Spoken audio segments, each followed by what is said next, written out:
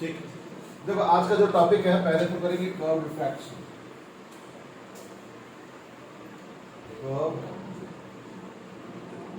Refraction,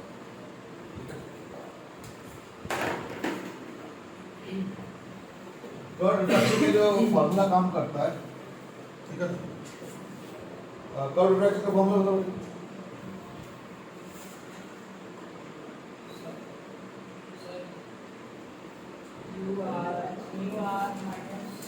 क्या होता है सर? म्यू1 म्यू2 है, उसके नाम से बताओ। सर वो ये रेड रेड और ग्रीन कहाँ से आ गए? वो तो प्रिज्म हो गया। मैं कर्व रिफ्रैक्शन करता हूँ। चलो तुम देखो मैडम, हाँ बताओ। म्यू1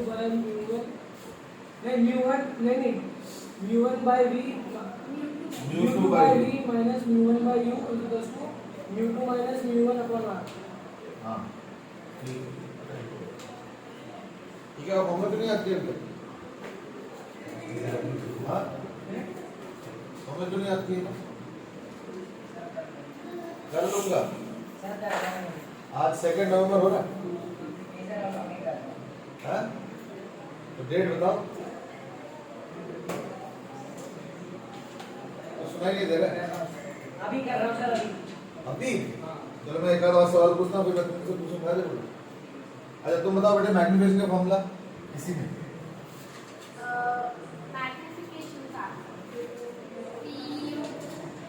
इन जनरल तो मैग्नीफिकेशन होता है height of image by height of object. इसका एक फॉर्मूला भी है, v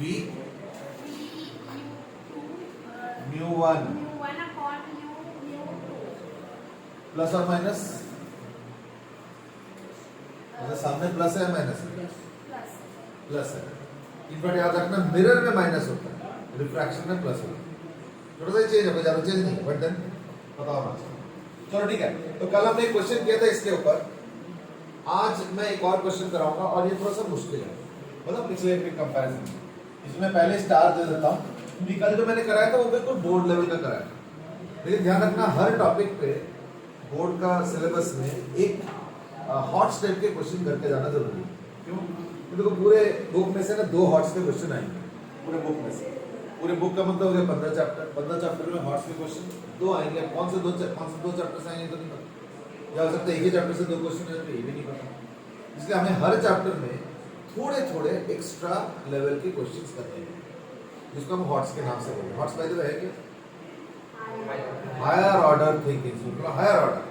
हायर ऑर्डर मतलब हायर लेवल की होगा ऑब्वियसली, तो थोड़ा सा हायर लेवल का भी क्वेश्चन करना है।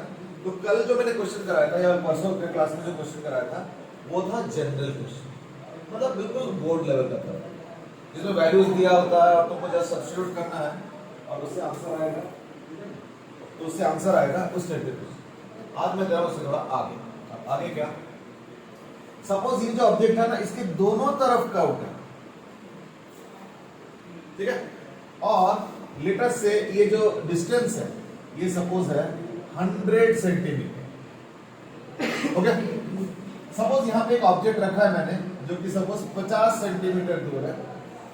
इनके रेडियस ऑफ कर्वेचर है सपोज 20-20 सेंटीमीटर, दोनों तरफ 20-20 सेंटीमीटर है, ठीक है। इसका रिफ्रैक्टिव इंडेक्स सपोज 4/3 और इसका सपोज है 5/3, ठीक है। Now I am not asking any question first, पहले मैं डिस्कशन करना चाहता हूं, फिर मैं क्वेश्चन पूछूंगा। ये बताओ इसमें होगा क्या? तो वो व्हेन आई एम आस्किंग होगा क्या means anything you can answer, कि ऐसे होगा वैसे होगा। क्योंकि मैंने कुछ पूछा नहीं कि बताओ हाइट ऑफ द इमेज, मैंने ये भी नहीं पूछा बताओ रियल है वर्चुअल है, तो कोई स्पेसिफिक चीज नहीं पूछा। देखो you have to know think in general कि सिचुएशन में होगा क्या और उसके बेस पे आंसर। रिफ्रैक्टिव इंडेक्स इस साइड वाला का रिफ्रैक्टिव इंडेक्स 4/3, इस साइड वाले का 5/3। तो पहले रिफ्रैक्शन के लिए म्यू1 और म्यू2 क्या होगा?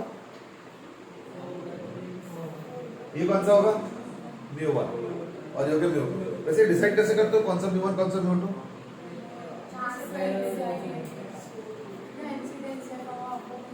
हाँ, इंसिडेंट रे जहां पे हो रहा है मीडियम पे वो होगा म्यू1, और रिफ्रैक्टेड रे जहां पे होगा वो है म्यू2। ध्यान रखना, ठीक है ना।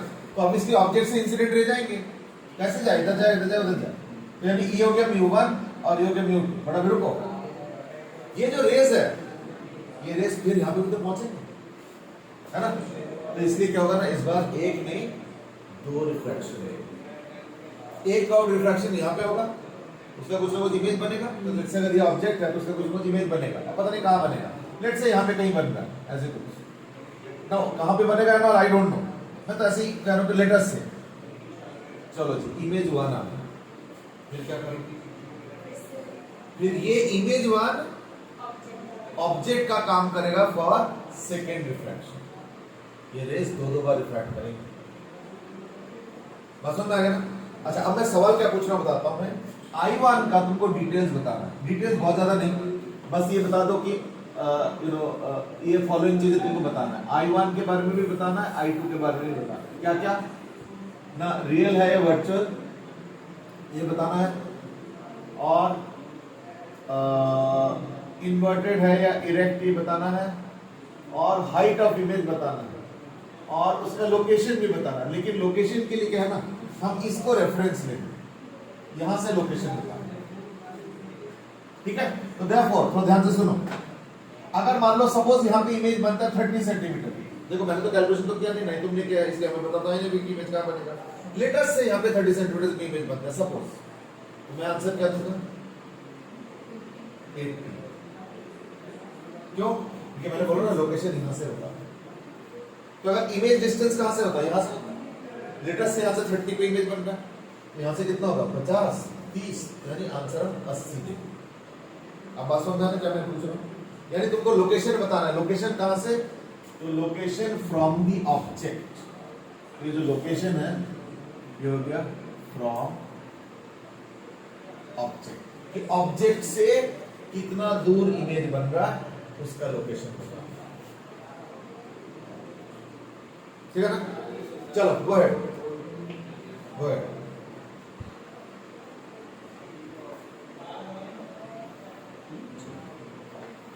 शुरू करो, अब कल शुरू करो।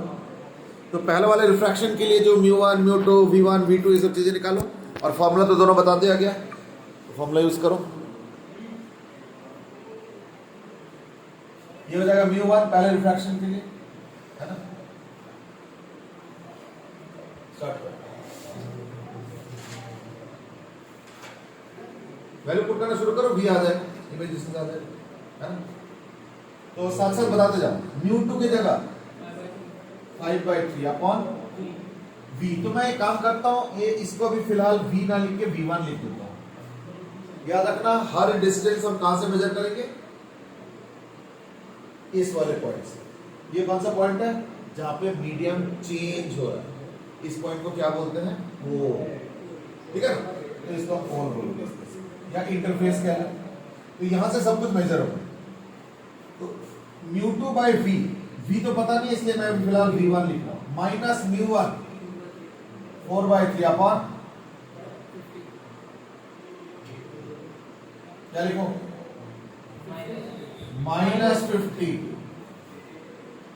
क्यों, क्योंकि मैंने बोला ना हर डिस्टेंस यहां से मेजर होगा, और इंसिडेंट रे, ये तो इंसिडेंट रे होगा ना, ये तो इंसिडेंट रे के डायरेक्शन में पॉजिटिव होगा, उल्टे डायरेक्शन में नेगेटिव। तो अगर मुझे इस ऑब्जेक्ट का डिस्टेंस निकालना है तो मुझे तो यहां से उल्टे डायरेक्शन में जाना पड़ रहा है, तो डिस्टेंस क्या होगा माइनस, यानी -50। चलो जी, इक्वल टू μ2 तो 5/3 है, माइनस μ1 यानी 4/3 अपॉन r के जगह क्या पुट करोगे, प्लस माइनस प्लस, कैसे प्लस बता रहे हो, यानी एस स्क्वायर का मतलब सेंटर इसका इधर होगा, यानी मुझे यहां से उस तरफ जाके उसके डिस्टेंस को कैलकुलेट करना। देखो बड़ा सिंपल चीज है, लेकिन क्लियर एकदम आइडिया होना चाहिए। यानी क्या लिखेंगे, +20। अब क्लियर है, चलो ठीक है शुरू करें कैलकुलेशन। तो 5/3 v1 माइनस और माइनस प्लस हो गया 4/3 अपॉन 50, तो 2 कैंसिल हो गया, तो 1/75 2/75, है ना, ठीक है ना। उसे कैंसिल कर दो, इज इक्वल टू क्या आएगा, 5/3 minus 4/3 is 1/20 is equal to 1/20, यानी 5/3 v1 5/3 v1 is equal to 1/20 minus 2/75। तो ये क्या होगा, एलसीएम क्या होगा 150, तो 20 नहीं 150 नहीं 300, ठीक है ना। 300 तो 15 माइनस 8 इज इक्वल टू 7/300, ठीक है। 15 माइनस 8 यानी 7/300। तो ये हो गया तुम्हारा जो है 5/3 v1। तो यानी v1 क्या हो जाएगा, फिर इधर चला जाएगा, तो 300 इंटू 5/7 इंटू 3, ठीक है ना। 300 इंटू 5/7 इंटू 3 तो देखिए तो हो जाएगा 100 इक्वल टू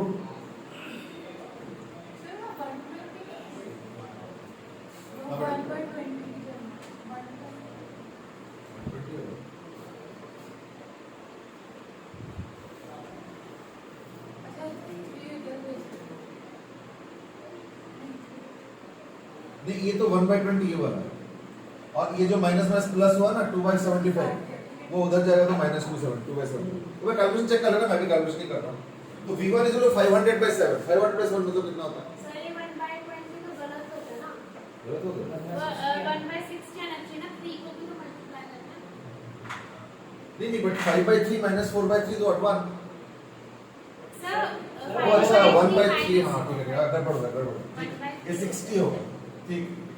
तो फिर तो सारा कैलकुलेशन बिगड़ गया, कोई बात नहीं, -250/3 आएगा। हाँ कोई ना, इसमें कैलकुलेट दोबारा कर लेते हैं, एक मिनट तो गड़बड़ हुआ है।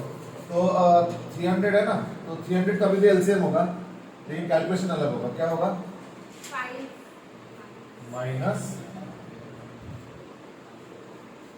-5 माइनस 8 यानी -3/100 है ना, तो माइनस ऑफ 3/100 यानी बेसिकली 1/100 माइनस ऑफ 1/100 आ गया, तो v1 फिर दोबारा कैलकुलेट करना पड़ेगा, और v1 क्या आ रहा है माइनस आ रहा है, कितना आ रहा है 1/100, ठीक है, इनटू -100 आ रहा है, तो यानी v1 हो जाएगा माइनस ऑफ 5 इंटू 100/3 यानी माइनस ऑफ 500/3। और समझ आ गया, चेक कर लो, मैं कैलकुलेशन दोबारा देख लो, ठीक, फिर 1/20 नहीं होगा ना, फिर 1/16 मैंने गलत किया था।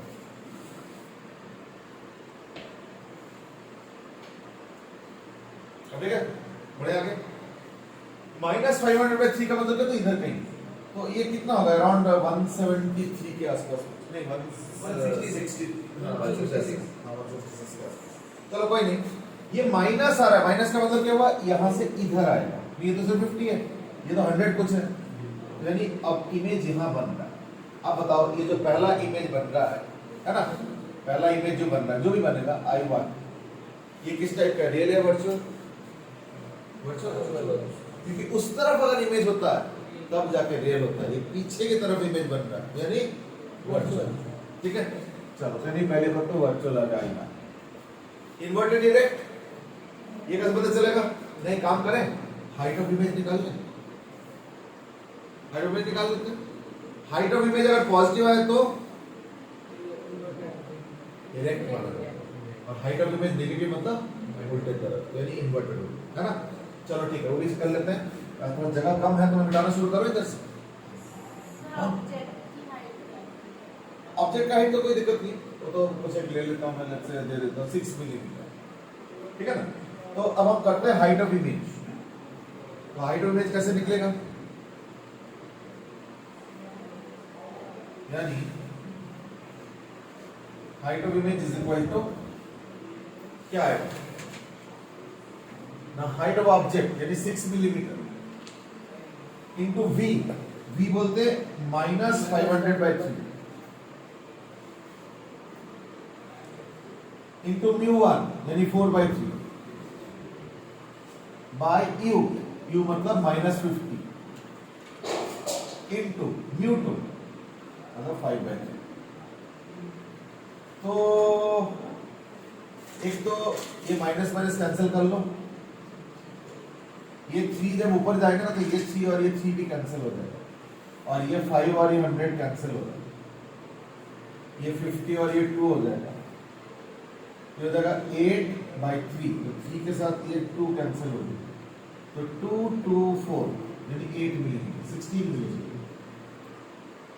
अब देखो जरा ध्यान से, प्लस आ रहा है, प्लस का मतलब डायरेक्ट ये height above the principal axis, clearly बोल रहा है, यानी हाइट ऑफ द इमेज आ गया 16 मिलीमीटर।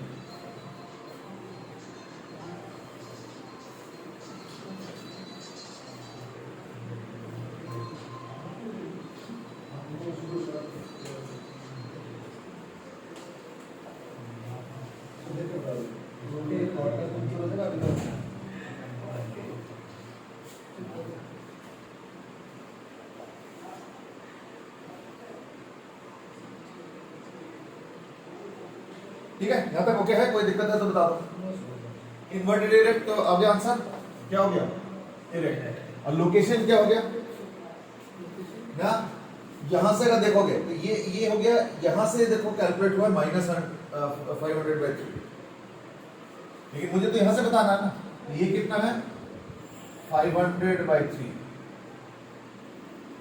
ठीक है, ये हो गया 500/3, तो ये तो 50 है, तो माइनस करो तो कितना आएगा, नहीं यहां से भी 350/3 सेंटीमीटर पीछे, यहां से 350 यानी माइनस ऑफ, ये देखो अच्छे से, ये सब छोटी छोटी चीजें ना कई बार हम एग्जाम में अटक जाते हैं, तो आंसर आ गया माइनस ऑफ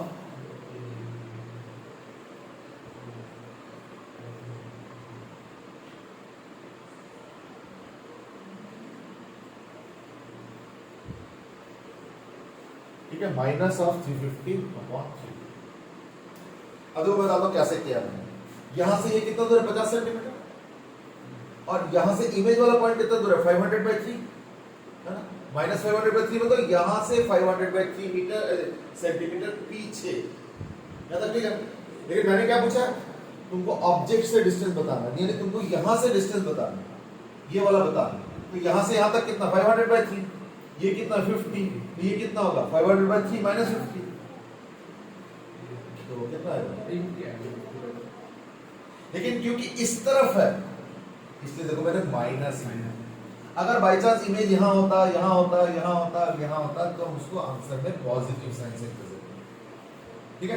मैंने पहले बोला ये इंपॉर्टेंट क्वेश्चन भी है और थोड़ा कठिन भी है, अच्छे से देख लो, अभी भी कुछ पूछना है तो बताओ, कोई प्रॉब्लम, ऑल क्लियर।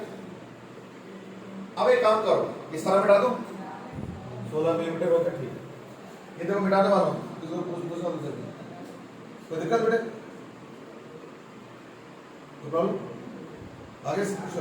अच्छा अब एक काम करो, सेकेंड रिफ्रैक्शन भी तो होगा ना, क्योंकि जरा सोचो, ये जो रेस यहां से यहां गया, इसके बाद कुछ हुआ, ये रेस तो यहां पे पहुंचेगी, रेस तो कंटिन्यूअसली आगे चलते जाएगा ना, यानी एक सेकेंड रिफ्रैक्शन भी होगा, इसलिए अब हम स्टडी करेंगे सेकेंड रिफ्रैक्शन, तो रिफ्रैक्शन 2, तो रिफ्रैक्शन 2 हो या 1 हो, फॉर्मूला एक ही, μ2/v - μ1/u = μ2 - μ1/r, हो गया ना, फॉर्मूला पुट करो फटाफट, और थोड़ा सोच समझ के करना, क्यों, क्योंकि इस बार थोड़े से चेंजेस भी है, और वो चेंजेस के बारे में मैं कोई हिंट देना नहीं चाह रहा हूं, फिर तो सब कुछ हैंड होल्डिंग हो जाएगा ज्यादा, खुद सोचो, एक आध मिस्टेक होगा, सही होगा, गलत होगा, कोई बात नहीं, अच्छी बात है, उससे हम ज्यादा सीखेंगे, सब कुछ मैं बताता जाऊंगा, तुम नोट करते जाओगे, तो देखना फिर गलती हो जाता है एग्जाम, खुद तो किया नहीं, तो मेरा नोट करते जा रहे हो, इसलिए सेकेंड रिफ्रैक्शन मैं नहीं बता रहा हूं, तुम खुद लिखो पहले वैल्यू सारा, और क्या निकालना है, v निकालना, ठीक है। u कैसे लेना है, μ1 μ2 क्या होगा, r क्या होगा, r का साइन क्या होगा, u का साइन क्या होगा, दिस दैट, अब मैं कुछ हिंट नहीं दे रहा, सॉल्व करना स्टार्ट करो।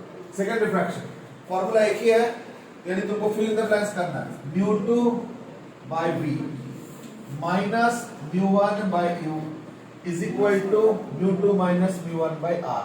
अब तुमको यहाँ पे फिलअप करना, यहाँ सॉरी, बेसिकली तुमको यहाँ पे वैल्यूज पुट करना है, 6 वैल्यूज पुट करना है, फटाफट पुट करो, no discussion, discussion after putting. Second refraction हो चुका है, ठीक है। मैं थोड़ा सा टाइम दे रहा हूं मैं दूसरे को भी।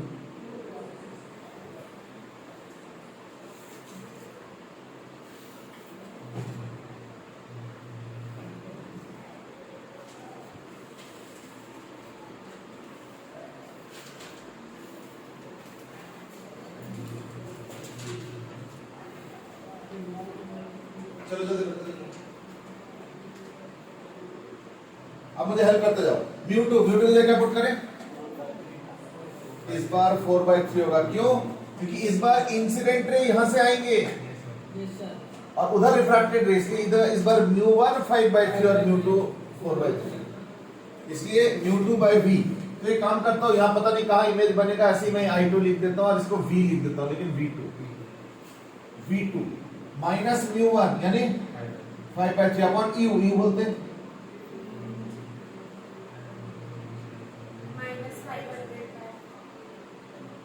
u मतलब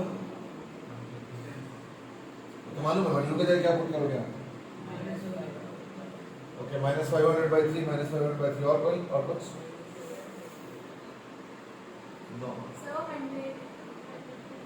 हाँ तो सब कुछ करके बताओ, फाइनली बताओ मुझे पुट करके क्या करना है। यहाँ गलत पुट करोगे आंसर गलत है, सिंपल बात है।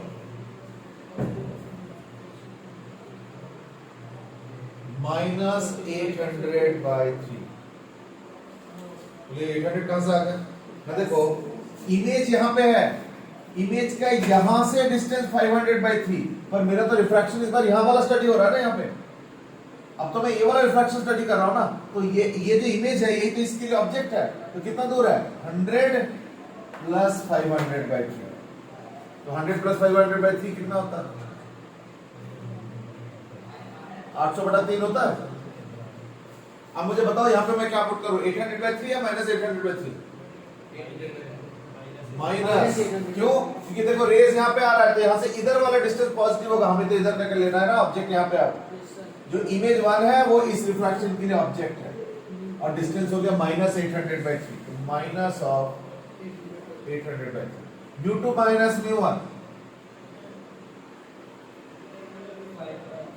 4/3 minus 5/3, क्योंकि ये अब μ2 है, μ2 मतलब 4/3 जो बाहर वाला, और ये μ1 हो गया यानी 5/3, तो μ2 minus μ1 by r के जगह नहीं, r तो ऑलरेडी आ चुका, 1 अपन बोलने की जरूरत नहीं, बस डायरेक्ट वैल्यू बताओ। -20 होगा, प्लस मत लिख देना, वजह क्या है?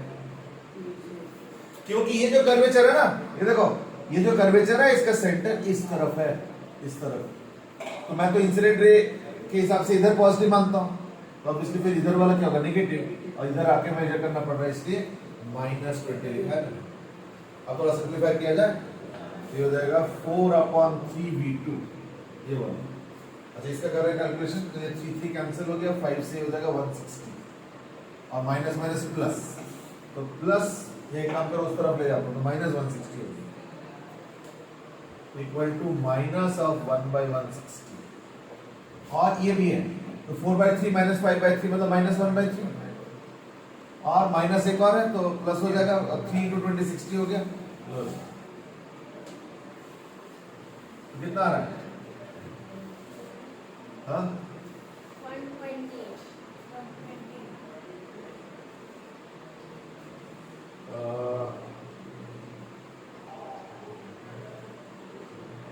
480 जाएगा, 240 भी नहीं जाएगा, 480 जाएगा, 480 एलसीएम होगा।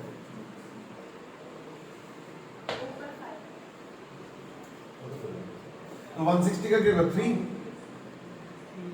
वो भी माइनस है, प्लस 60 के हिसाब से +8, यानी 5/480, तो इज इक्वल टू 5/480, कैंसिल हो जाएगा थोड़ा बहुत, तो क्या आएगा? हाँ 96, 1/96,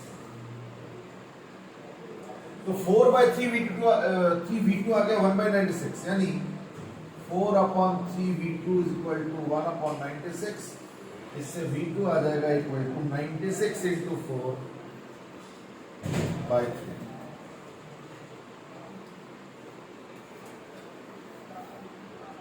ठीक है, तो 3 से क्या होगा 32, यानी क्या होगा 100 एंड, और पॉजिटिव में आया।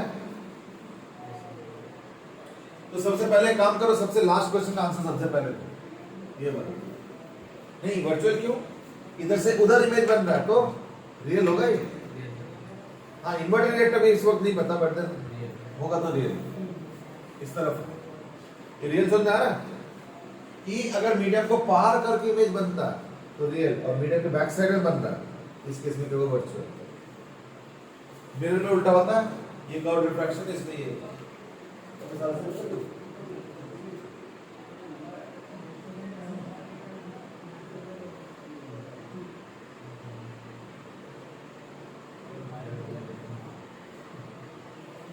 भेज देना आप बता दीजिए, आप तो बता दीजिए, वो दोनों बता दीजिए।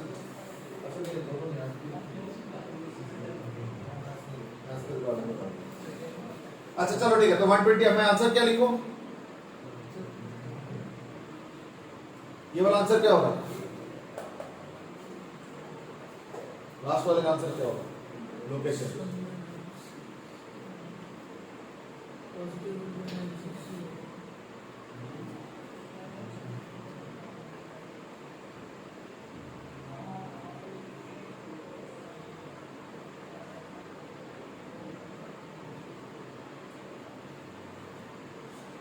क्या हो गया,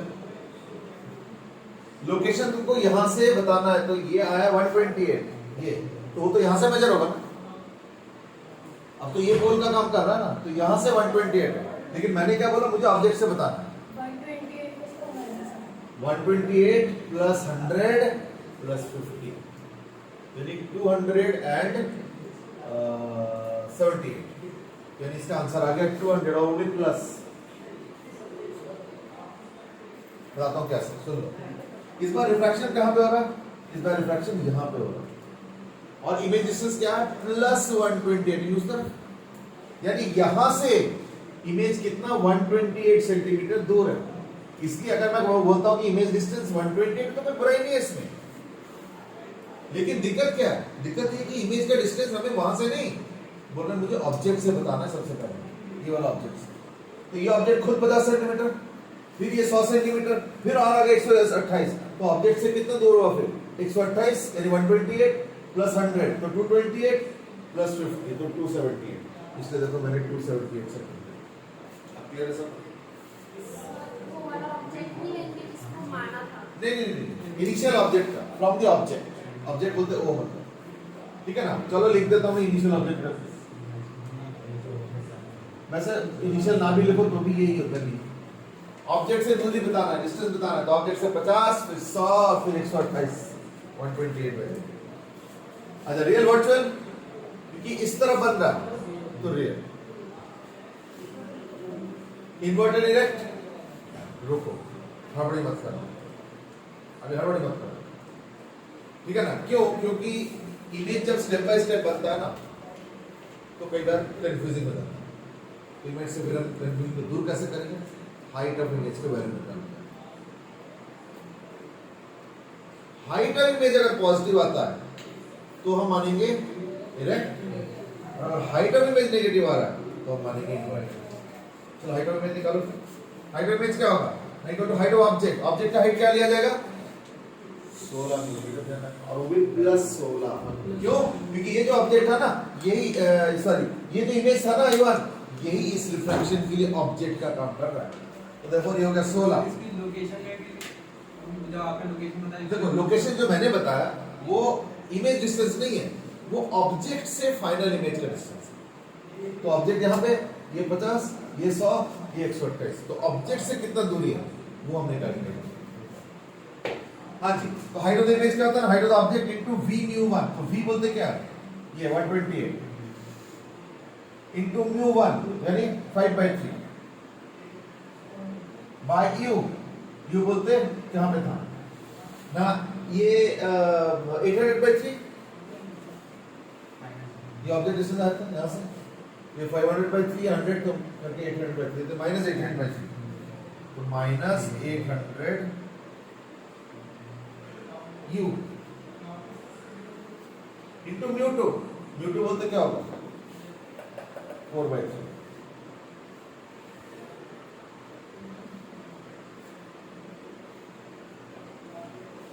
3 कैंसिल कर लो, 4 से ये भी कैंसिल हो जाएगा 32, ठीक है, और ये 25 हो गया, यहाँ से अगर कैलकुलेट करो तो 25 है, तो 25 से करिए 5 से 5 कैंसिल, तो 3/5 into 16 is equal to 48/5 48/5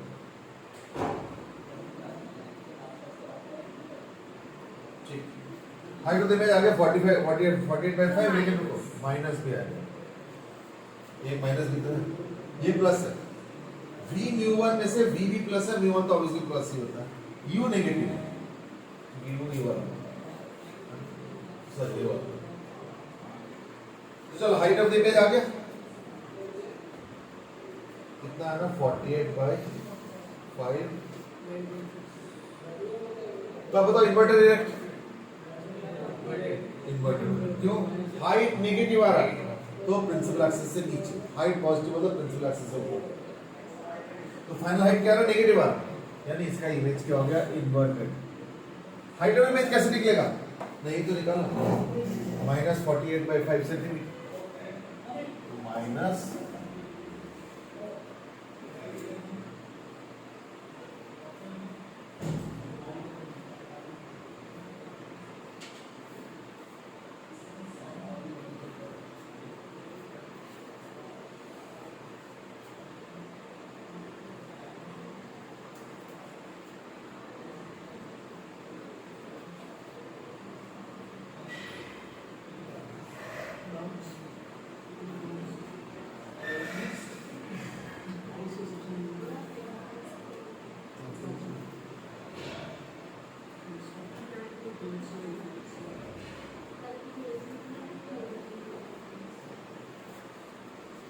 complete हुआ, यस सर।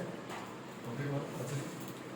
ये क्वेश्चन ना मैं सजेस्ट ये करूंगा कि ये जो स्टार वाले जितने भी क्वेश्चंस है ना, बीच बीच में जैसे फुर्सत मिलता है कभी आधा घंटा टाइम है तो स्टार वाले क्वेश्चन 4-5 निकालो, एक ऑप्टिक्स का कर लो, एक मेडिसिन का, एक जिसका ऐड करके जो हम करते जा रहे हैं ठीक है। इसमें कैलकुलेशन ज़्यादा है तो फ्रैक्शन वैक्शन सब कुछ है, बट कोई बात नहीं, एग्जाम में वो इतने कैलकुलेशन वाला नहीं देंगे, मैंने तो खुद ही क्वेश्चन बनाया एग्जाम में, क्या वो इस तरीके से देंगे वैल्यू की थोड़ा बहुत ठीक ठाक आएगा, मतलब जैसे फ्रैक्शन वैक्शन इतना ज़्यादा आ रहा है 500/3 आ रहा है, अगर इसका आंसर मान लो अगर 150 होता तो कितना आसान हो जाता,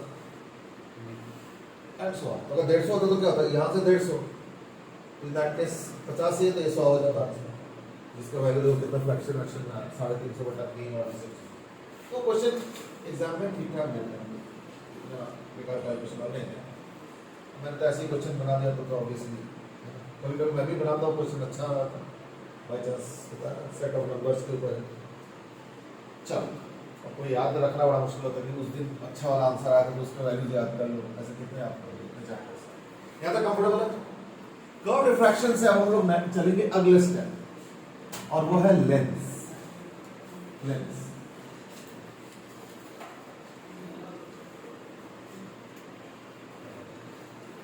लेंस मतलब क्या होता है, ये होता है लेंस। हम लोग जो बात करने वाले हैं वो है थिन लेंस, हम लोग जो बात करने वाले हैं वो है थिन लेंस। तो लेट अस से इसका रेडियस ऑफ कर्वेचर R1 है, इसका रेडियस ऑफ कर्वेचर R2 है, ठीक है। लेट अस से कहीं पे ऑब्जेक्ट भी है U वगैरह ये सब, इसको कुछ मतलब इमेज भी बनेगा, तो इमेज 1 I1 के लिए फॉर्मूला क्या है, लेट अस से यहाँ का रिफ्रैक्टिव इंडेक्स μ1 है और यहाँ का रिफ्रैक्टिव इंडेक्स μ2, तो कर्व रिफ्रैक्शन का फॉर्मूला लगा देते हैं। पहला रिफ्रैक्शन यहाँ पे 2 बार रिफ्रैक्शन होगा, रेडियस यहाँ पे आएंगे तो पहला रिफ्रैक्शन इस कर्व सरफेस में होगा, फिर रेस इसको रिफ्रैक्ट करके अंदर जाएंगे, अंदर जाते के बाद दूसरा वाला सरफेस आएगा, तो इसमें दो बार रिफ्रैक्शन होगा। एक बार सरफेस ये वाले पे रिफ्रैक्शन होगा और एक बार सरफेस इस वाले पे रिफ्रैक्शन होगा। तो हम सबसे पहले इसी को स्टार्ट करें, ठीक है, करें। तो इसका इक्वेशन लिखूं, क्या होगा, μ2 by v। तो मैं इस v को ना v ना लिख के v1 लिख रहा हूं। तो μ2 by v1 माइनस क्या, μ1 by u is equal to μ2 minus μ1 by r1। ये हो गया formula for the first diffraction.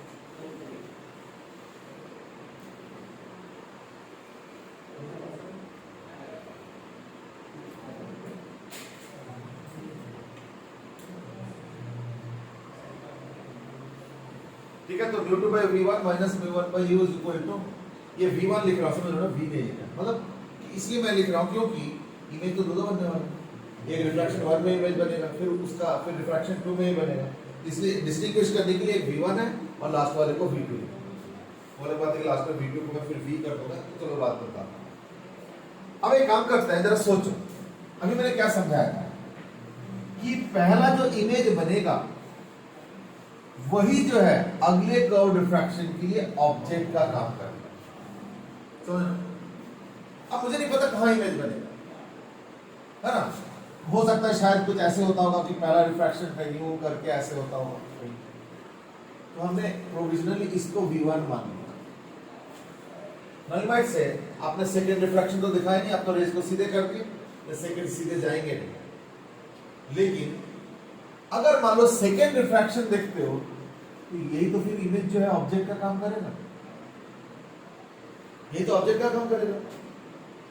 अच्छा, सेकेंड रिफ्रैक्शन के लिए ऑब्जेक्ट डिस्टेंस क्या होगा, यहां से कैलकुलेट करना चाहिए, तो ये हो जाएगा ऑब्जेक्ट डिस्टेंस सेकेंड रिफ्रैक्शन के लिए।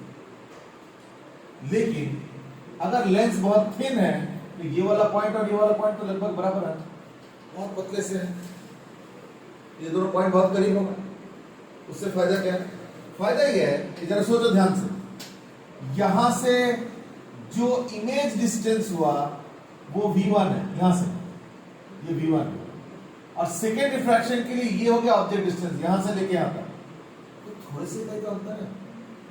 ऊपर से लेंस बहुत थिन है, मैंने पहले बोल दिया टॉपिक थिन लेंस है, तो उस डिस्टेंस को लगभग तुम नेग्लेक्ट कर सकते हो। मैं से नेग्लेक्ट कर तो होगा क्या, होगा ये कि पहला रिफ्रैक्शन का जो इमेज डिस्टेंस है उससे थोड़ा सा कम होगा object distance of the second refraction.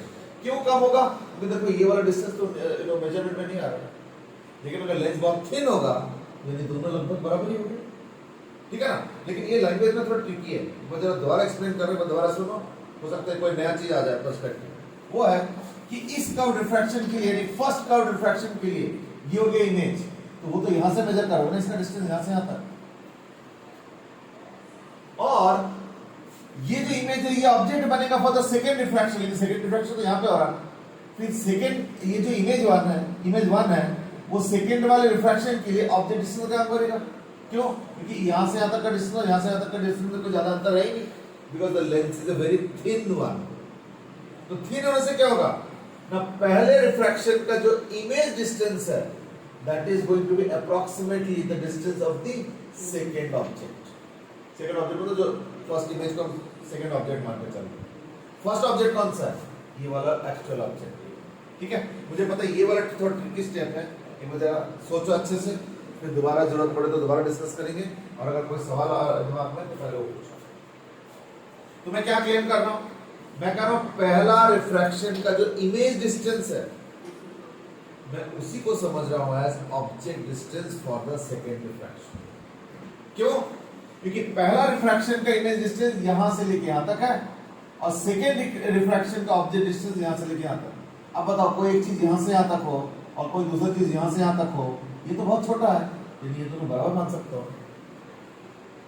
बराबर मान सकते हो। तो इसलिए एक काम करो, ये सेंटेंस स्टार देके लिख लो, क्योंकि ये सेंटेंस लिखना थोड़ा मुश्किल होता है एग्जाम में, और टीचर जो है ना मालूम है कि ये वाला स्टेप थोड़ा अनयूजुअल है, थोड़ा डिफिकल्ट होता है लिखना, इसलिए वो भी ना इस स्टेप को बड़ा ध्यान से पढ़ते हैं। देखो जहाँ उनको पता है कि स्टूडेंट ठीक ही लिखते हैं, मतलब इजी चीज है, तो जनरली देना फटाफट करेक्शन के आगे बढ़ जाओ। जहाँ पर उनको मालूम है ट्रिकी है, बहुत बच्चे गलत कर रहे हैं, बहुत बच्चे से हो नहीं रहा है, तो वो थोड़ा स्लो स्लो करते हैं, और देखते हैं कि ढंग से किया है नहीं है, तो थोड़ा हमेशा याद रखना। अब मैं लिखने वालों जरा है ना, नोट कर लो, देखो the image distance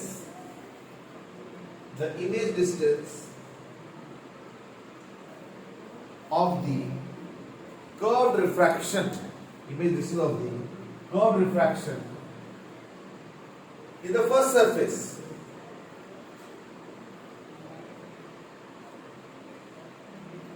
can be treated as the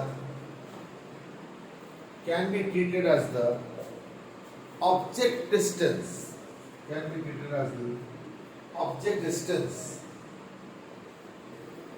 for the second refraction। उससे क्या होगा ना, रेज बेंड होके, जैसे यहां से तो मैंने स्ट्रेट दिखा दिया ना रेज, तो ऐसे नहीं जाएगा, रेज बेंड होके यहां पे कहीं नहीं।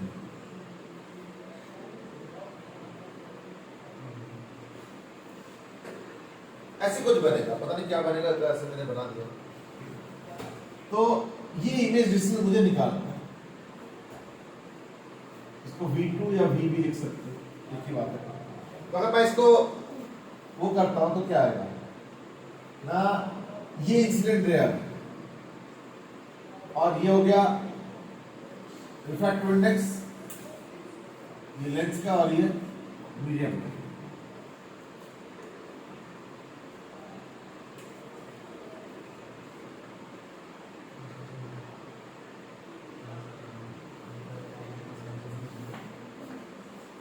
तो therefore V1 can be taken as U2,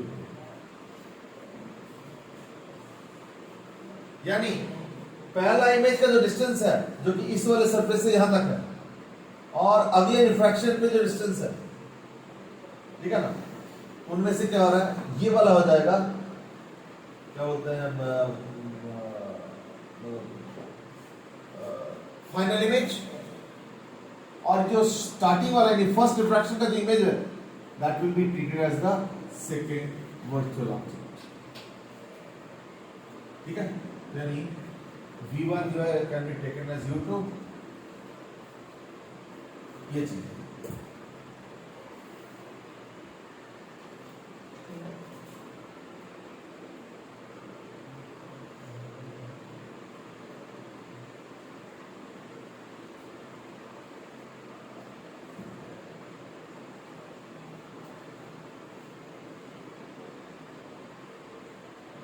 Therefore, for second refraction, equation लिखा जरा, इतना आसान है।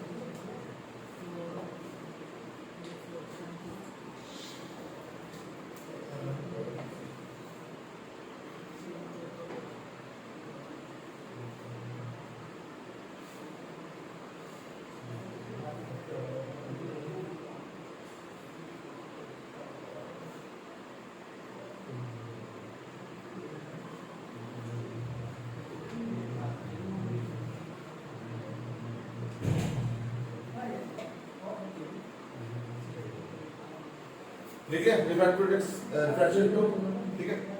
रिफ्रैक्शन 2 के μ2 क्या होगा, μ2 इस बार μ1, लॉजिक क्या, क्योंकि इस बार इंसिडेंट लेंस वाला, लेंस के अंदर का मीडियम वाला, जो कि μ2 मीडियम है, और रिफ्रैक्टेड रे बाहर वाला, जो कि μ1 मीडियम का है। इसलिए पहले मैं लिख रहा हूं फॉर्मूला, जिस फॉर्मूला में मुझे पुट करना है, क्या लिखूंगा, फॉर्मूला तो एक ही है, μ2 by V minus μ1 by U is equal to μ2 minus μ1 by R। लेकिन जब पुट करूंगा तो आफ्टर पुटिंग क्या हो जाएगा, μ2 by V minus μ1 by U is equal to minus of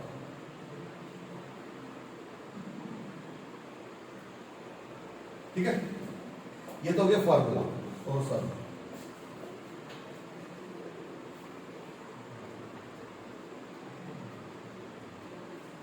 ये तो हो गया formula mu two minus mu one by R. अब मुझे इसमें वैल्यूज पुट करना,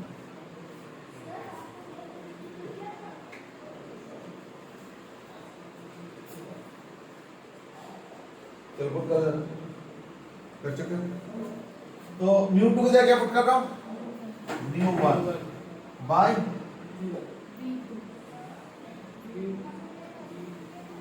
V2। अब V2 को अलग से नहीं लिखना चाहते तो V भी चलेगा, फाइनली नहीं लिखा म्यू2 बाई V माइनस म्यू1। म्यू1 बोलते क्या होगा ना, अंदर का रिफ्रैक्टिव इंडेक्स, क्योंकि म्यू1 मतलब होता है इंसिडेंट रे का रिफ्रैक्टिव इंडेक्स। और इस बार सेकेंड सरफेस पे रिफ्रैक्शन में ये वाला इंसिडेंट रे का काम कर रहा है, वो सेकेंड मीडियम का। इसलिए फॉर्मूला में तो म्यू2 by V1 mu by V minus म्यू1 by U है, मैं लिख रहा हूं ऐसे माइनस म्यू1 बाई U। क्या होता है V1 म्यू2 बाई V, ये तो म्यू2 बाई V, यही फाइनली मैं उसको V लिख रहा हूं माइनस म्यू1 की जगह म्यू2 हो जाएगा, तो पता ही है, बाई U बोलते हैं V1 ले लो,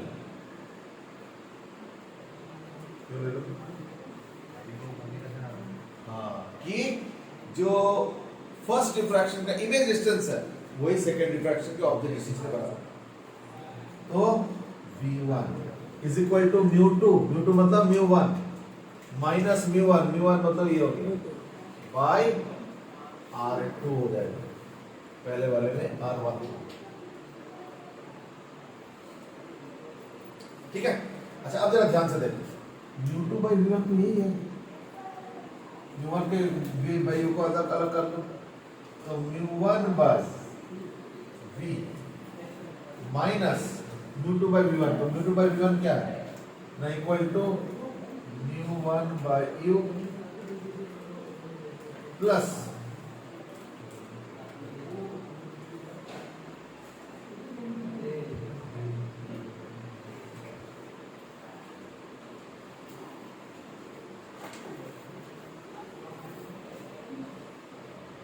is equal to म्यू2 minus म्यू1 by R, तो जो कि इसमें हो जाएगा म्यू1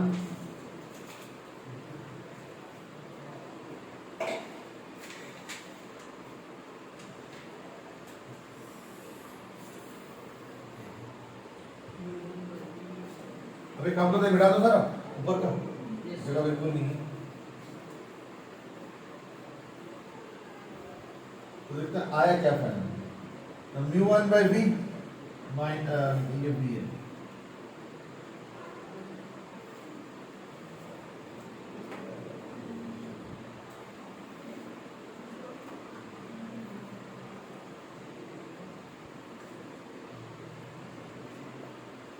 ठीक है। तो म्यू2 by V minus म्यू1 by U और R वाला उधर ले जाओ, तो हो जाएगा ये वाला टर्म इधर रहने दिया, इज इक्वल टू म्यू2 माइनस म्यू1 दोनों तरफ ले जाओ,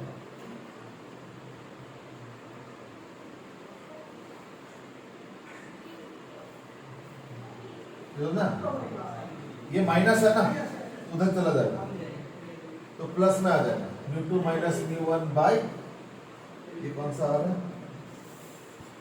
ये R1 आएगा, R1 और प्लस म्यू1 माइनस, तो ये प्लस म्यू1 माइनस म्यू2 है ना, इसको माइनस लिख, माइनस फिर म्यू1 माइनस म्यू2 के साथ म्यू2 माइनस म्यू1 हो जाएगा। नहीं मैं सी इतने सारे मैनिपुलेशन क्यों कर रहे हो, ये पता चले, सो दैट आप कॉमन ले, तो ये भी म्यू1 है। अब एक काम करो, म्यू1 से ऑल्सो डिवाइड कर दो, तो क्या होगा 1 by V minus 1 by U, म्यू1 से वो कर रहे हो डिवाइड, और म्यू2 माइनस म्यू1 कॉमन है, तो मैं थोड़ा स्टेप जंप भी करता हूं, by mu one into 1 by R1 minus 1 by R2। याद करके देखो क्लास 10th में राइट हैंड साइड में हम लोग 1 बाई F,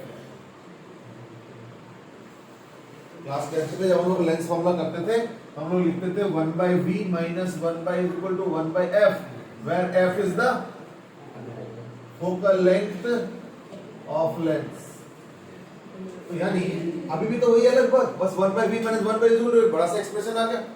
यानी इस चीज को हम लोग बोलेंगे as equal to 1 upon f, पूरे को, एक पर्टिकुलर चीज को नहीं, पूरे चीज को हम बोलेंगे is equal to 1 upon f। या तो इसको यहां लिखिए,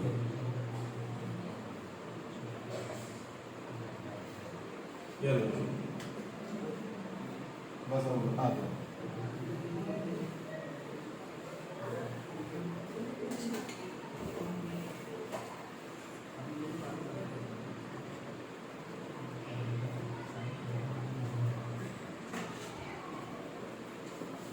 इसी को बोलते हैं लेंस मेकर्स फॉर्मूला। तो ये वाला part this is 1 by f।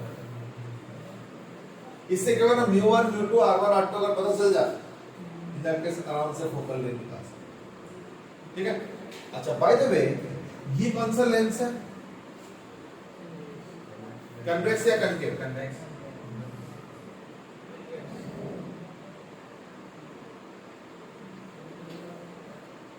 Decide क्या किया, कौन सा बेसिस पे किया? ये कन्वेक्स है, बोलो बोलो, शेप से कंक्लूड कर रहे हो या और कोई तरीका? शेप से शेप से कोई बात नहीं, कोई बात नहीं, सुनो सुनो, और कोई? सर वो तो उसकी सर वो जो अच्छा लेंस है, ये लेंस है। हाँ, लेंस। मैं पूछ रहा हूँ ये कौन सा लेंस है, कन्वेक्स या कनकेव? कन्वेक्स। ओके अब सुनो, ध्यान से सुनो, कन्वेक्स कनकेव पता कैसे चलता है ना? तो याद रखना, लेंस हो या मिरर, मिरर हो मतलब नॉट मिरर हो या लेंस हो, अगर फोकल लेंथ पॉजिटिव आता है दैट इनवाइट्स या दैट इंप्लाइज कन्वेक्स, और अगर फोकल लेंथ नेगेटिव आता है तो हम उसको कनकेव बोलते हैं, ठीक है। ध्यान से देखो,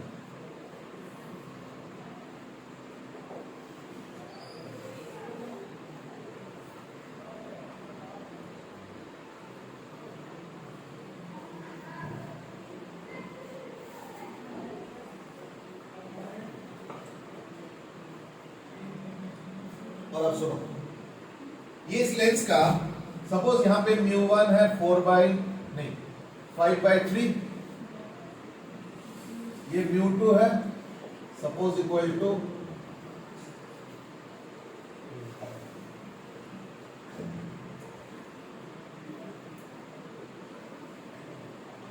7/6, इसका रेडियस ऑफ कर्वेचर है सपोज 20 सेंटीमीटर और इसका रेडियस ऑफ कर्वेचर 30 सेंटीमीटर, इसका फोकल लेंथ निकाला जरा, जल्दी करो। अब मैं इस क्वेश्चन को भी स्टार के अंदर कवर कर,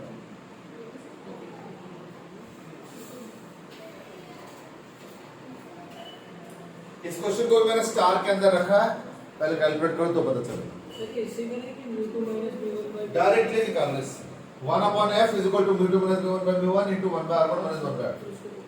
हाँ, लेकिन एक परेशानी है, क्या परेशानी कि भाई रेज इधर से आ रहा है इधर से आ रहा है, तो मैं कहता हूँ रेज इधर से आ रहा है नहीं, बट ये इसके क्या जरूरत था ना, ऐसा बाद में रियलाइज करो इससे कोई जरूरत नहीं था। लेकिन दिक्कत क्या है ना कि R1 कौन सा लिया जाए, क्योंकि इधर भी कर्वेचर है उधर भी कर्वेचर है, R1 कैसे डिसाइड होगा? ध्यान से सुनो, अगर इधर इंसिडेंट रे आ रहा है तो ये R1 होगा ये R2 होगा, क्योंकि पहला रिफ्लेक्शन इधर होगा, इसका जो रेडियस ऑफ R1 होगा। और अगर रेज इधर से आ रहा है तो ये R1 होगा ये R2 होगा, इसलिए R1 R2 फिक्स नहीं होता है, ये डिपेंड करता है तुम कहां से देख रहे हो और ऑब्जेक्ट कहां पे रखा है, बस होता है। तो इसलिए मैंने पहले फिक्स कर दिया कि सपोज रेज इधर से आ रहा है, अब तो कोई डाउट नहीं है ना कौन सी जगह पे R1 और R2 होगा, लेके एक साथ में साइन भी पुट करना हो तो ध्यान रखना, ये सब साइन वाला क्वांटिटी है, R1 R2 ये सब साइन होगा इसमें। चलो शुरू करो, तो therefore you have 1 by f is equal to μ2 minus μ1 by μ1 into 1 by r1 minus 1 by r2, ठीक है। फॉर्मूला देखो अच्छे से, अब इसको पुट करो यहाँ पे वैल्यूज, वैल्यूज पुट करोगे उसके बाद कैलकुलेशन करके बड़े आराम से फोकल लेंथ आ जाएगा।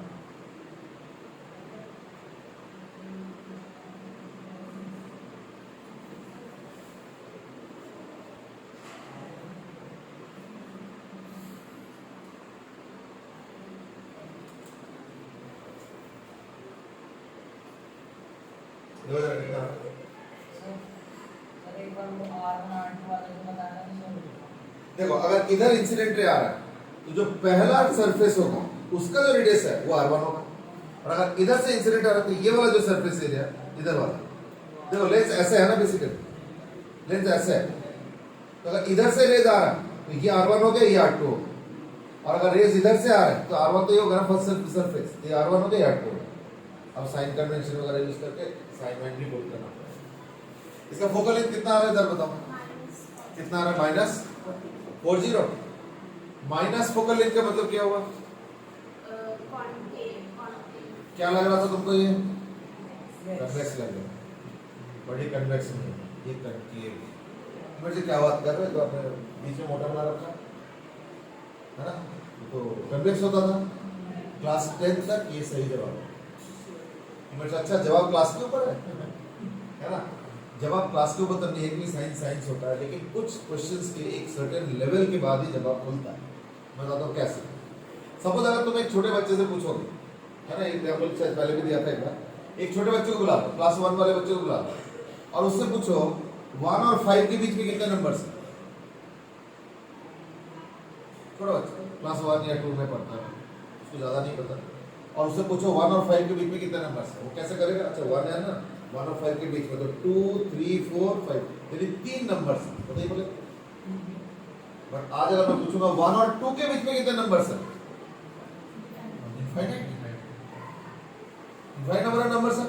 तो क्लास 1 में जवाब अलग और क्लास 10 में जवाब अलग होता है ना, तो यहाँ पे भी क्लास 10 तक इस लेंस को तुम लोगों ने पढ़ रखा है कन्वेक्स, ये सॉल्व करने के बाद निकल आया कनकेव। नहीं बैठ से तो बड़ा डेंजरस चीज हो गया। अब तो हम ये भी कॉन्फिडेंटली बता नहीं पाएंगे कन्वेक्स है कनकेव है ना, ऐसे नहीं। मैं बताता हूँ किस चीज से डिसाइड होता है ये लेंस। पता है कब कन्वेक्स होगा?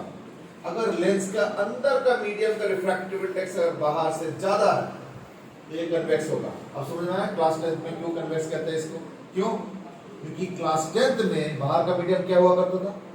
एयर का रिफ्रैक्टिव इंडेक्स 1 होता है, ग्लास का कितना होता है? 3/2। तो ग्लास का ज्यादा हुआ ना, यानी अंदर वाले का ज्यादा हुआ ना, तो वो कन्वेक्स होता था। क्लास 10 में क्यों? क्योंकि क्लास 10 में हम लोगों ने सिर्फ बाहर का मीडियम एयर ही पढ़ा था। अब देखो मीडियम अलग है, ये अंदर का मीडियम अलग है और बाहर का मीडियम अलग है, और इसी वजह से कई बार हेराफेरी हो जाता है। कई बार होगा, कई बार नहीं भी होगा, बाई चांस हो सकता है, वो भी हो सकता है, पॉजिटिव हो सकता है। तो therefore in this case focal length solve करके क्या करना? म्यू 2 के लिए क्या पुट करना? 7/6 माइनस म्यू 1 5/3 बाय म्यू 1 यानी 5/3 इनटू 1/r1 क्या पुट करोगे? 20 माइनस 1/r2 यानी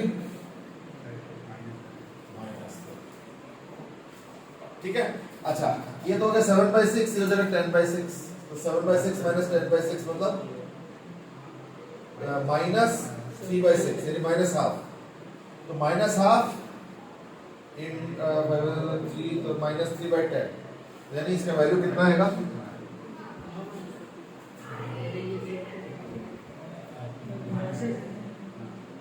यानी 1/f is equal to minus of 3/10। अभी तक तो सॉल्व हो गया यार, माइनस ऑफ 3/10 इनटू ये वाला, ये क्या है? 1/20 प्लस 1/30, सर ये तो एलसीएम 60 आ जाएगा। 60 मतलब होगा 20 into 3 5/60 यानी 1/12, ठीक है, इनटू 1/12।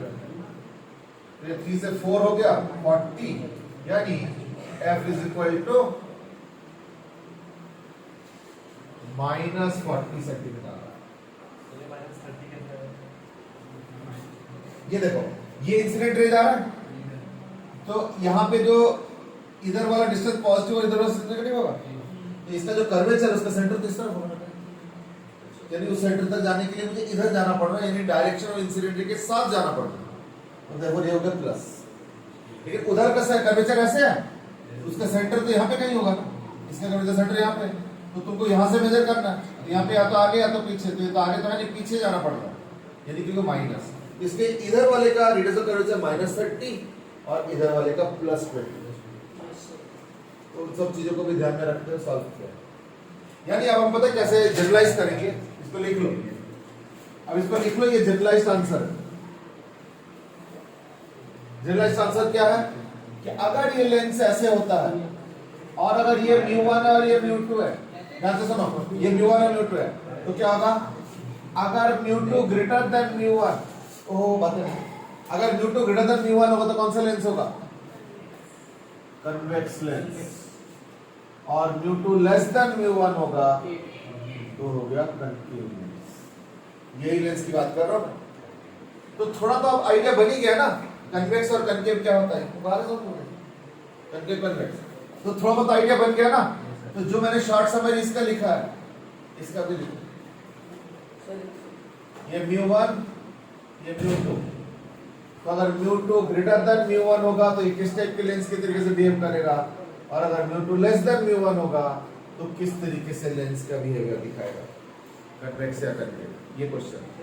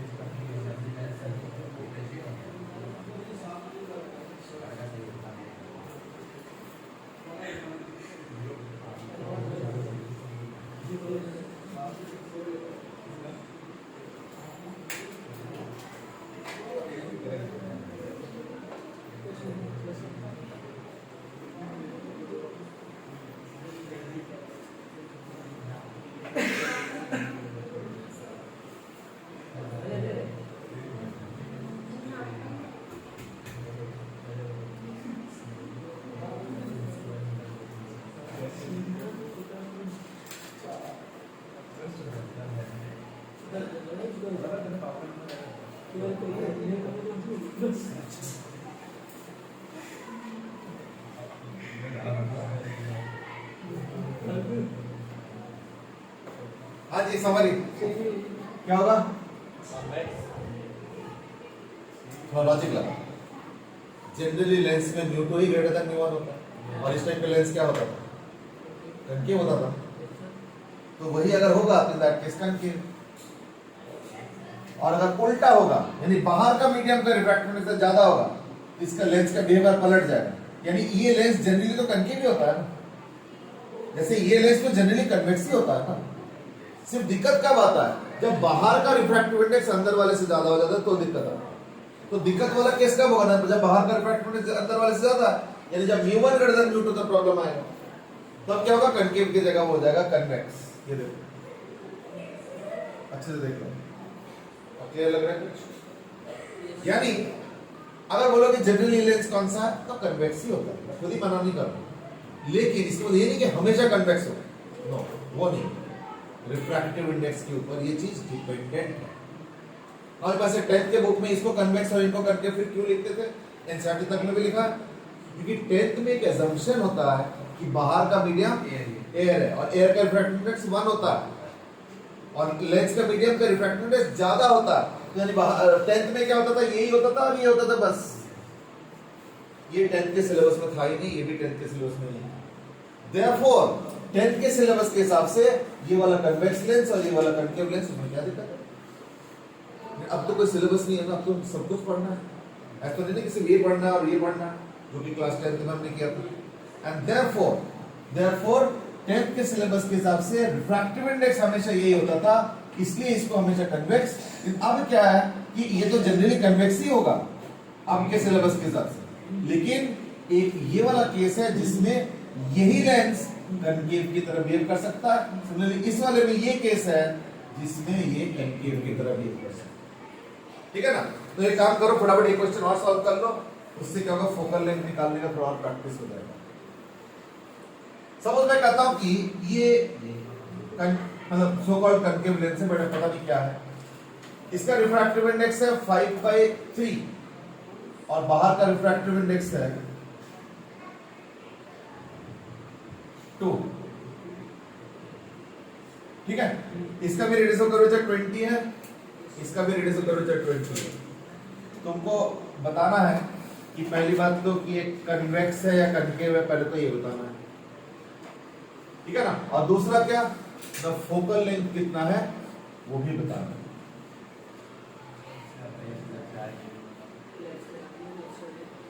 दे देना, इसका रिफ्रैक्टिव इंडेक्स 5/3 है और इसके बाहर का 2 है। तुमको फोकल लेंथ बताना है और कन्वेक्स करके भी बताना। तो खैर सेकंड वाले क्वेश्चन का तो सॉरी फर्स्ट वाले क्वेश्चन का आंसर तो वैसे ही बता दो। कन्वेक्स होगा है ना? क्यों?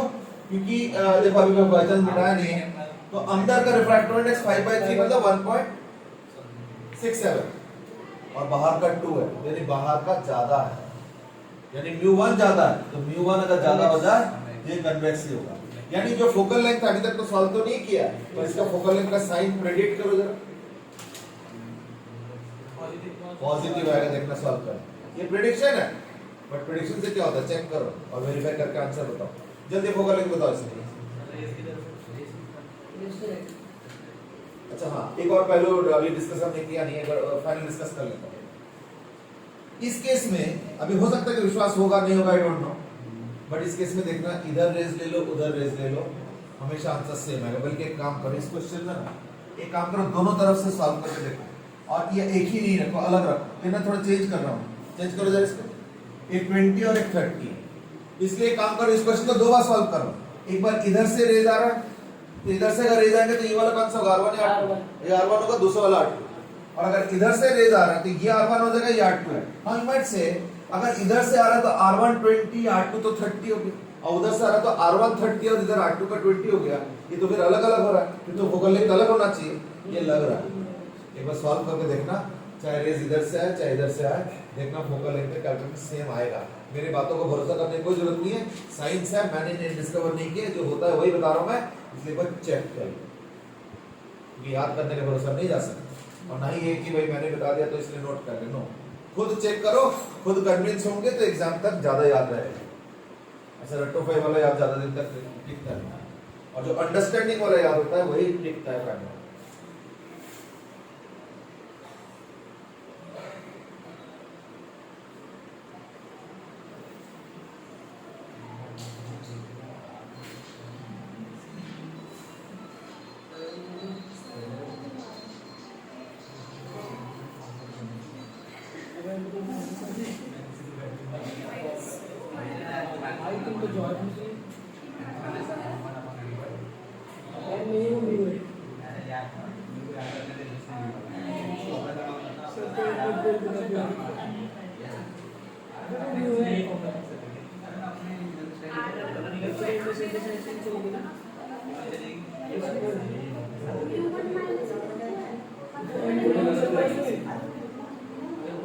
प्रैक्टिस के लिए तो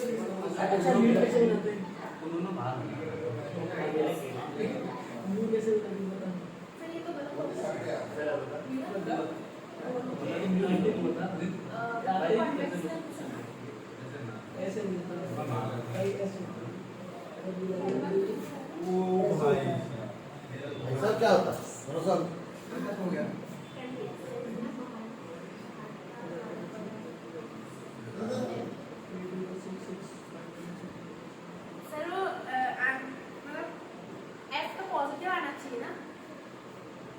हाँ इस केस में आएगा, मतलब वैसे नहीं, अगर बाहर एयर होता तो F नेगेटिव आता, पर क्योंकि बाहर का रिफ्रैक्टिव इंडेक्स ज्यादा है इसलिए देखना F पॉजिटिव आएगा। हमने एक प्रेडिक्ट किया, बट आना भी तो चाहिए। बाहर वाले को μ1 रखना है ना? हाँ जी, बाहर वाले का μ1 होता है, लेंस के अंदर का μ2 होता है। देख लो प्रैक्टिस करते करते ये सब चीजें याद आता है, तो ऐसा उल्टा पलट करके आता है।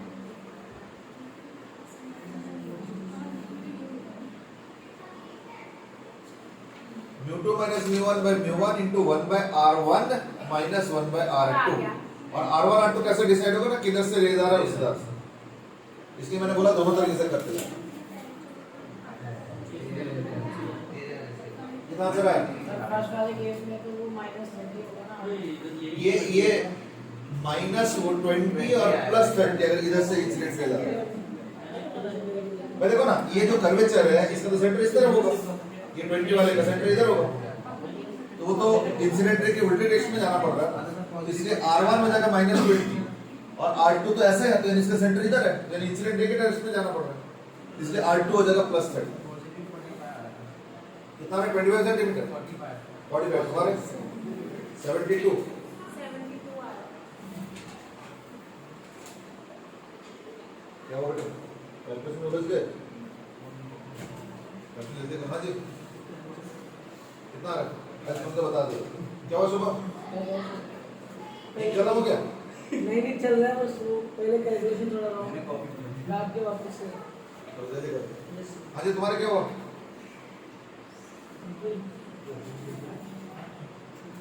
धीरे धीरे चल रहा है कैलकुलेशन। अब सॉल्व करना शुरू करें। अगर इधर से इंसिडेंट रे ले रहे हो तो केस 1, केस 2। तो case 1 1 by f is equal to mu2 minus mu1। तो mu2 मतलब 5/3 माइनस mu1 मतलब 2, ठीक है ना, बाय mu1 मतलब 2 into 1 by r1 minus 1 by r2, ठीक है ना। तो 5/3 माइनस 2 मतलब माइनस 1/3 और ये 2 है तो minus 1/6 is equal to minus of 1/6 into 1 by minus 20 minus 1 by minus 30 तो 60 हो गया। तो 3 और 5 माइनस 5/60 यानी माइनस 1/12, है ना। तो यानी माइनस ऑफ 1/12, तो माइनस माइनस कैंसिल हो गया तो यानी 1/72 आ रहा है 1/f। तो देयरफॉर फोकल लेंथ आ गया 72 सेंटीमीटर, ठीक है। अच्छा अगर हम अब हम अगर मान लो केस 2 करेंगे, केस अगर 2 करेंगे, केस 2 में क्या होगा, इधर से आ रहा है तो 1/f is equal to mu2 तो अभी भी 5/3 होगा minus mu1 by mu1 into 1 by r1। अब ये r1 होगा, इधर से अगर इंसिडेंट तो r1 होगा 1 by minus 30 minus 1 by plus 20। अब बताओ क्या फर्क पड़ रहा है? 5/3 माइनस 2/2 वो तो वही है 5/3 माइनस 2/2 और ये माइनस 1/30 माइनस 1/20। पिछले बार 1/20 माइनस 20 था और माइनस 1/30 था, तो क्या डिफरेंस पड़ रहा है? कोई डिफरेंस नहीं है, खुद ही सॉल्व कर लेना। Therefore f is equal to 72 centimetre.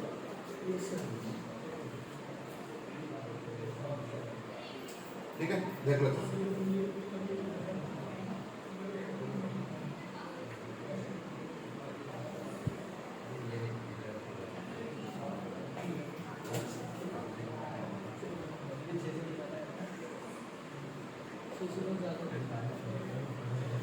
बढ़ा दो, यस सर। बढ़े आगे।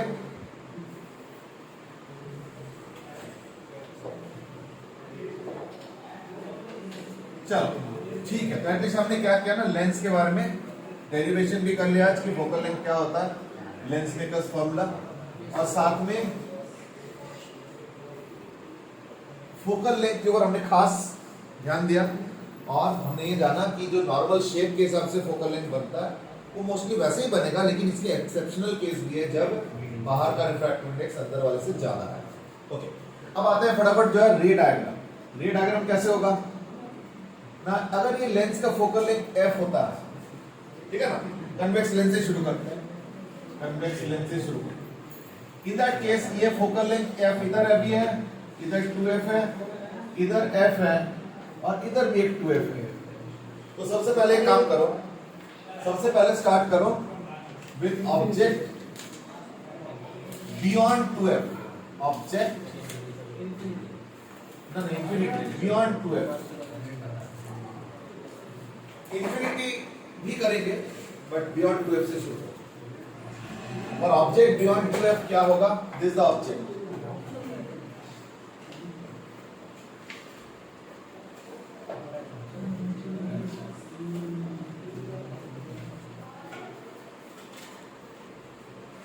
इसमें 1 घंटे के रिकॉर्डिंग में करीब करीब 15 से 20 GB का फाइल बना, तो इसका थोड़ा क्वालिटी बेटर है। इतने अगर मैं जूम से करूंगा तो 400 MB का आएगा, उसके साउंड कटा है। अच्छा तुम तो अभी ऐप में इंक्लूड नहीं हुआ ना, तुम्हें नहीं हुआ, मैं अभी भेज देता हूँ, नहीं तो अरे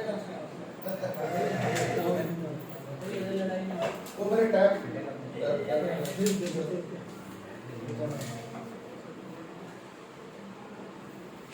है, इसका रे डायग्राम बनाओ और तुमको करना क्या है ना, इसके इमेज के फीचर्स बताना।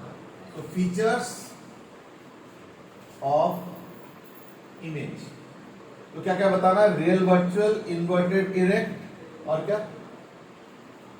होता है? Magnified, diminished. और एक लोकेशन भी बता दो चलो। ठीक है, अब सुनो, इसमें एक प्रॉब्लम है। प्रॉब्लम पता क्या है कि अगर तुम प्रॉब्लम पता क्या है कि मिरर में एक ही फोकस होता है, तो लेंस में देख रहे हो दोनों तरफ फोकस। तो अगर मान लो तुम कह दोगे ना कि image will be between F and two F, नहीं चलेगा। क्यों भाई? Between F and two F ये भी होता है, between F and two F ये भी होता है। नहीं हुआ, चलो फिर भी ले आओ, ठीक है ना। तो अब कौन सा लोगे तुम? इसलिए क्या करना पड़ेगा, बताना पड़ेगा between F and two F on the same side as object और between F and two F on the other side, या क्या बोलते हैं, other side of the lens. तो ये लैंग्वेज तुमको साथ में यूज करना पड़ेगा। जैसे अगर मिरर में मान लो कनकेव हो या कन्वेक्स हो, सपोज तुमने कह दिया image will be formed beyond या between F and two F, बस उतना ही बहुत है। वो ये नहीं बताना पड़ेगा कि मिरर के सामने, मिरर के पीछे से कुछ नहीं बताने की जरूरत है, वो उसके इंप्लाइड मीनिंग एक ही होता है, पर यहाँ पे बताना पड़ेगा। ठीक है, चलो शुरू करें फिर। इसका रे डायग्राम कैसे होगा ना, एक रे जाता है पैरेलल, वो कहां से जाएगा? फोकस के थ्रू। दूसरा सेंटर ऑफ द लेंस से स्ट्रेट जाएगा, तो यानी क्या क्या हो गया? हाँ, रियल,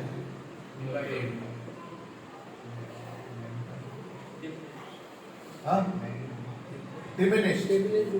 ये जो साइज है इससे छोटा होगा, इनमें से छोटा होगा। और लोकेशन क्या होगा? Between F and two F on the other side of lens. बस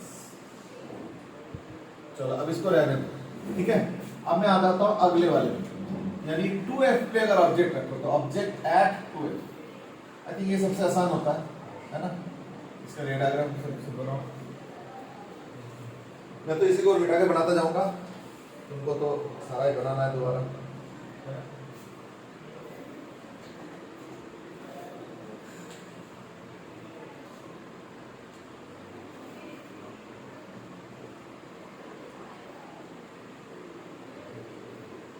तो एक तो क्या होगा? पैरेलल, फोकस,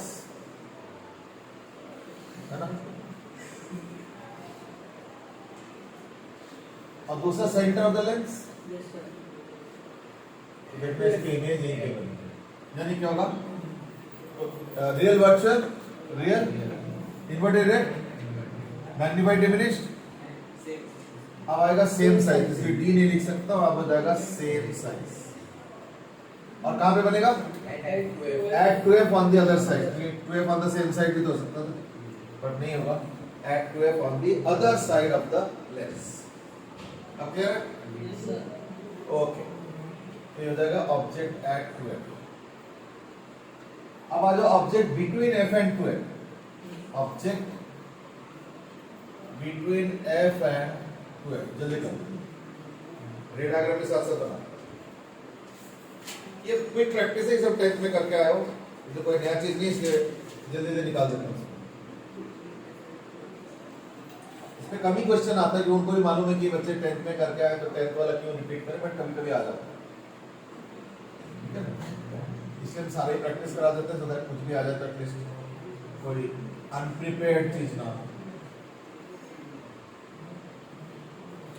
अब अगर object between F and 2f, तो यहाँ पे रख देता हूं मैं, तो एक पैरेलल और फोकस, और एक यहाँ से, तो ये हो गया इमेज, ये हो गया ऑब्जेक्ट।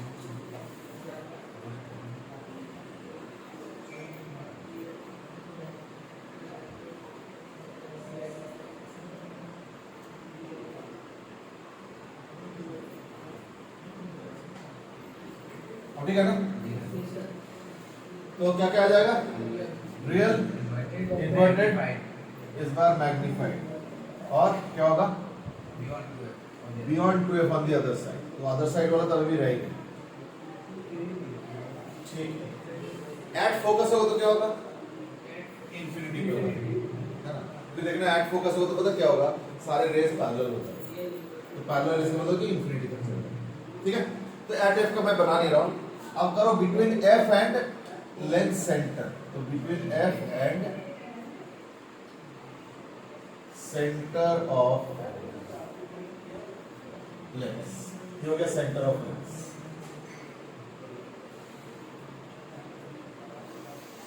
ठीक है, between F and centre of lens.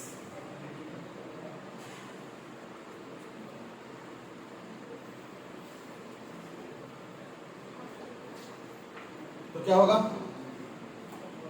Ray diagram बना के फटाफट बताओ।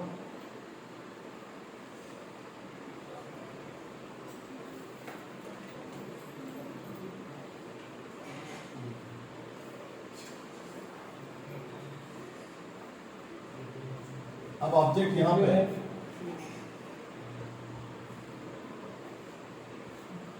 ठीक है, तो ये जो होगा तो वो होगा ऐसे करके और फिर फोकस पैरेलल वाला, और ये सेंटर से,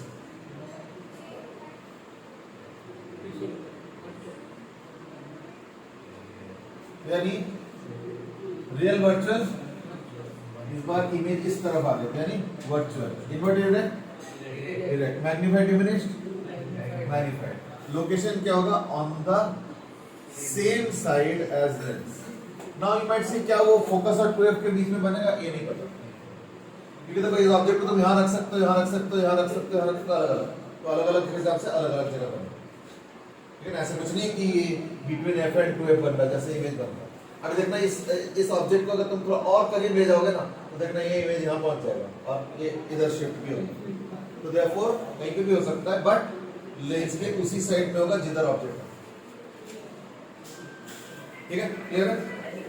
और मैग्नीफाइड तो होगा ही, दिख ही रहा, ऐसे दिख रहा तुमको, ये ऑब्जेक्ट है और ये इमेज है, ये ऑब्जेक्ट है और ये आई होप क्लियर है। चलो, so that is the end of the रे डायग्राम फॉर कन्वेक्स। कनकेव में मोटा मोटा एक ही रे डायग्राम बनता है, इसको उसको फटाफट बना लो, कनकेव लेंस रे डायग्राम।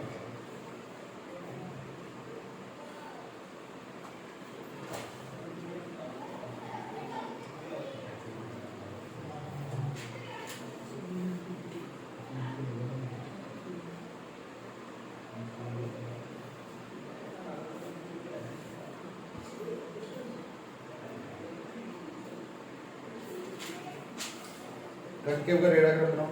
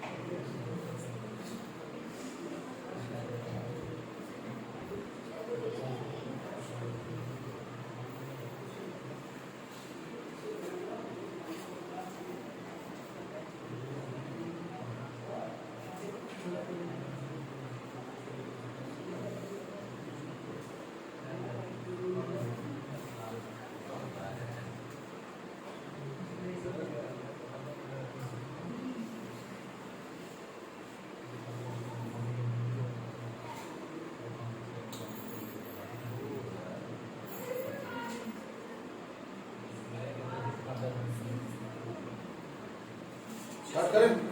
तो इसका पहला कौन सा रे होगा ना, ऐसे पैरेलल और फिर बाहर की तरफ जाएंगे तो डाइवर्ज, और लगेगा जैसे कि फोकस से आ रहा है, यानी ऐसे होगा, ऐसे।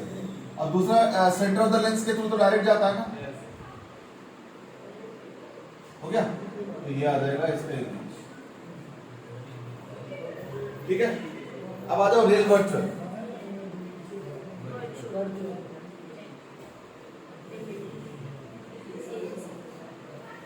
इस बार इंटरेस्टिंग है, पिछले बार भी सेम साइड था, पर मैंने क्या लिखा, सेम साइड लेंस, बस छोड़ दिया, मैंने ये लिखा कि फोकस और फेस दैट करके नहीं। इस बार पता क्या लिखेंगे, लोकेशन होगा between the object and the lens on the same side.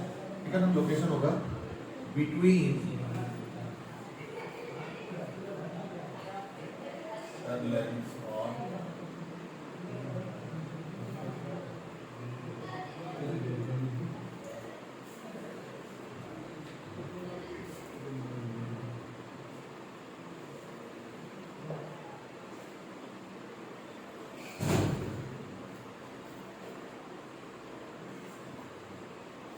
ठीक है।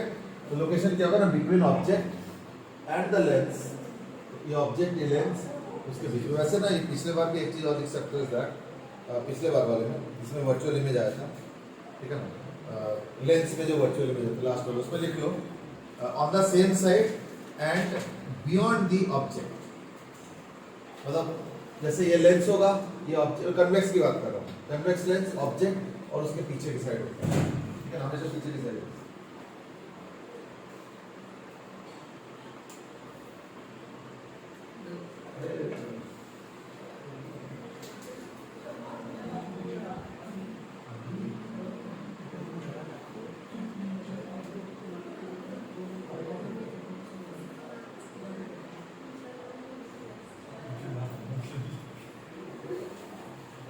लेट आए सर 3:45 थी ना। हाँ मैंने वही देखा, अभी देखा तुम भी लेट आए, नहीं लगता है। ऐसे नहीं हुआ सर आ गया था इनके साथ क्या तुम्हारा उल्टा चलता है गाड़ी, नहीं। और क्या, अरे सर टाइम पे आया था ना तो तुम भी लेट आए, तुम तो और लेट आए, डबल लेट। कितने बजे आते हो स्कूल से?